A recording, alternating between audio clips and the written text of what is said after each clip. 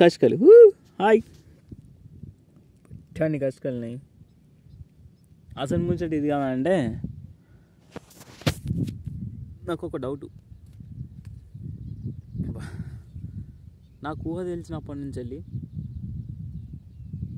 Kilo చేపలు 90 రూపాయలు 100 రూపాయలు అంతే ఉన్నది. ఇయ్యాలకు కూడా గదే 100 రూపాయలు ఉన్నాయి. నాకు ఇంతలో 29 సంవత్సరాలు ఉన్నాయి అనుకో సపోజ్. అప్పటి నుంచి వెళ్ళి ఇప్పటి వరకు గదే 90 రూపాయలు 100 రూపాయలు. అప్పుడు కిలో చికెన్కి 90 రూపాయలు ఉన్నాయి, ఇప్పుడు 260 అయింది. చికెన్కు రేటు పెరిగింది, మటన్కి రేటు పెరిగింది. ఇవి రెండింటికంటే చేపలు మంచిగా అని డాక్టర్ చెప్తాడు, కానీ చేపలకి రేటు పెరగదు. మా బతుకులేకి ఇంతనా చూసినవాడు ఎవడన్నా కూడా ఎవడైనా మంచిగా, కానీ నీకేంద్రా గుద్దల చేపలు పట్టుకుంటారు మంచిగా బతుకుతారు అంటారు. కానీ వాళ్ళు వచ్చేదిలే పీకేది. నా అప్పటి నుంచి వెళ్ళి గదే 90 రూపాయలు చేపలు, ఇప్పుడు గదే 90 రూపాయలు.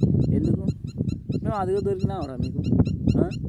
చేపకు కూడా రేటు పెడితే ఏమైతే అది 2 కిలోలు ఉంటుందిరా అయ్యా అంటే 2 కిలోలు గదే ఎక్కడిదే కిలో. మేము 2 కిలోలు లెక్క వేసినామంటే 2 బావే ఉంటుంది, 2.5 ఉంటుంది. అమ్మో ఇడ్స్ పెడతాం. ఇంకా దానిలో మళ్ళీ మాకు ఇది ఒకటి పొక్క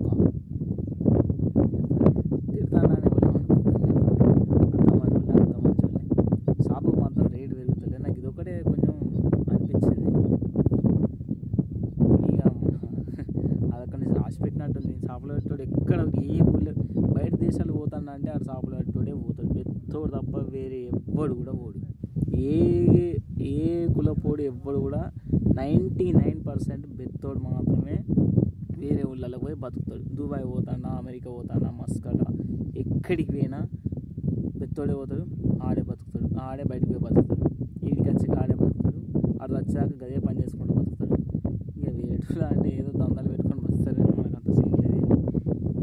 ఎవరిని ఏమంటలేదు.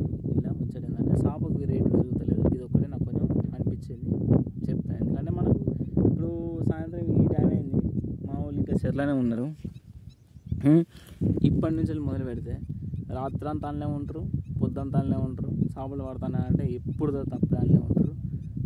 కానీ మాకు విలువ ఉండదు, ఏముండదు. కానీ అద్దలే ఎవరు ఏమన్నా అంటే కోపాలు వస్తాయి చూసినోనికి చేసినోనికి. కష్కలు అయితే మంచిగా ఉన్నాయి చూడు. ఇక జబర్దస్త్ ఉన్నాయి.